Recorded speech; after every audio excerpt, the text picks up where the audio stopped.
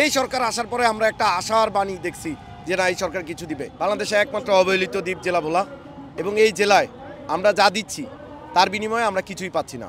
আমাদের সামান্য যোগাযোগ ব্যবস্থারও কোনো উন্নতি হচ্ছে না, এবং আমাদের এই যে ভোলা বরিশাল সেতু তারা দিচ্ছে না। এবং মজার বিষয় হলো এই সরকার আসার পরে আমরা একটা আশার বাণী দেখছি যে না এই সরকার কিছু দিবে। যুক্তরাষ্ট্রের ১ নম্বর জিম চেইন গোল্ড জিম এখন আবারও বাংলাদেশে বসুন্ধরা আবাসিক এলাকা ও বসুন্ধরা সিটি শপিং মলে। কিন্তু এই সরকারের যেই লোকজন এরা হইল চিটাগং বেল্টের, এরা দক্ষিণের বেল্টের না, সব উপদেষ্টা চিটাগংয়ের। যেই কারণে অবিশ্বাস হলেও সত্য আমাদের কোনো উন্নয়ন হয় নাই। আমরা যে আশার বাণী, আমাদের জেলা হইল সর্বোচ্চ শহীদের জেলা, তারপরেও আমরা কিছুই পাই নাই। আমরা হতাশ।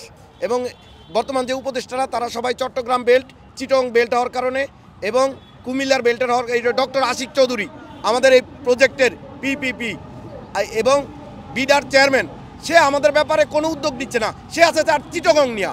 মানে আমরা একটা বাজে অবস্থার মধ্যে আছি। আমরা যেটা আশা করছিলাম সেটা আমরা পাই না।